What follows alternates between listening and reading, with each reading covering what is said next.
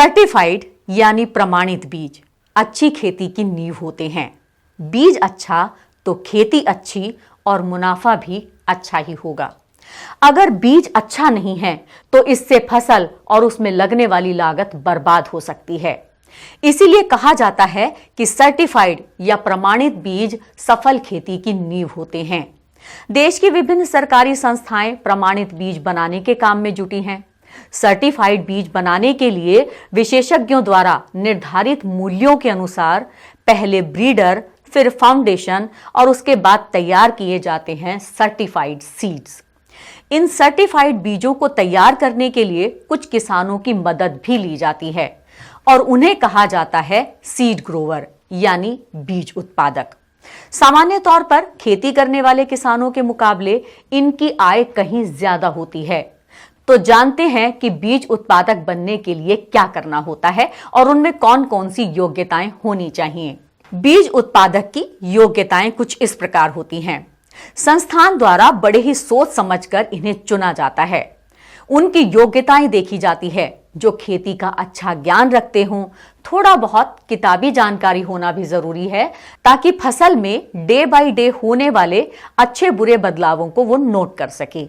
क्या करते हैं बीज उत्पादक, ये भी जान लेते हैं। बीज उत्पादक कार्यक्रम में भाग लेने वाले किसानों को केंद्र व राज्य बीज एवं कृषि विकास निगम, कृषि महाविद्यालय या मान्यता प्राप्त संस्थान के वितरण केंद्रों से बीज उत्पादन के लिए सर्टिफाइड श्रेणी के फाउंडेशन यानी प्रमाणित बीज खरीदने होते हैं और बीज तैयार होने पर वो संस्था को वापस भी करने होते हैं ताकि संस्थान अपने हिसाब से किसानों को उनका वितरण कर सके। इसमें पंजीयन भी जरूरी होता है। बीज उत्पादन संस्था द्वारा चुने जाने पर पंजीयन के समय खरीदे गए बीजों का बिल, नकद पर्ची, टैक्स आदि आवेदन पत्र के साथ अटैच करें। इसमें निर्धारित समय सीमा दी जाती है।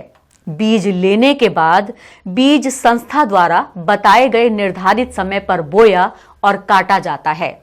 उसमें 2-4 दिन का वक्त ऊपर नीचे हो सकता है, लेकिन ज्यादा दिन नहीं लगने चाहिए, नहीं तो संस्था को आगे किसानों को वो बीज देने में परेशानी हो सकती है।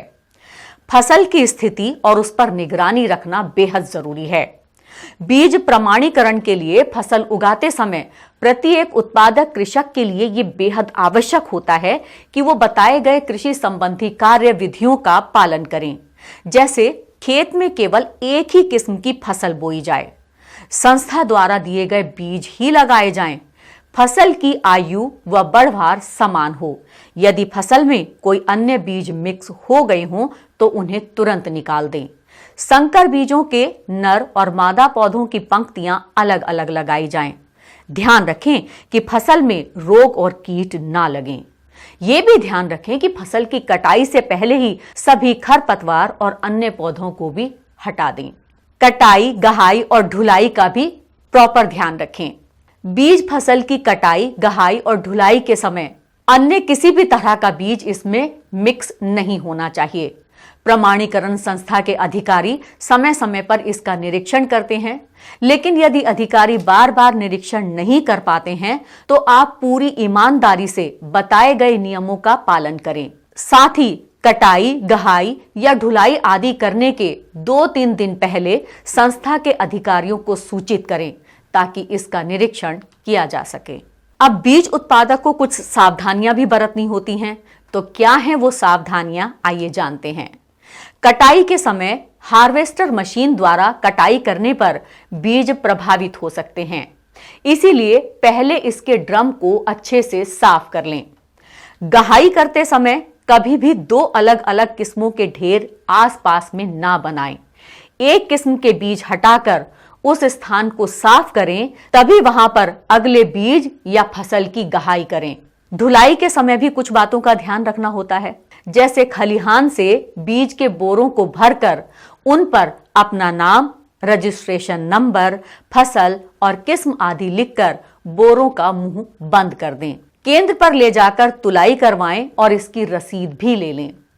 ये बीज आम फसल के मुकाबले 2 गुने दाम पर खरीदे जाते हैं, इसीलिए बीज की समझ रखने वाले किसान बीज उत्पादन कर अच्छी आमदनी प्राप्त कर सकते हैं।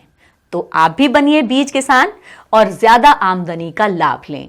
हमारे साथ जुड़े रहने के लिए सब्सक्राइब करें देश रोजाना के YouTube चैनल को और नई वीडियो की नोटिफिकेशन पाने के लिए बेल आइकन जरूर दबाएं। अगर आप ये वीडियो Facebook या Instagram पर देख रहे हैं तो पेज को लाइक और फॉलो जरूर करें और ज्यादा से ज्यादा शेयर करें।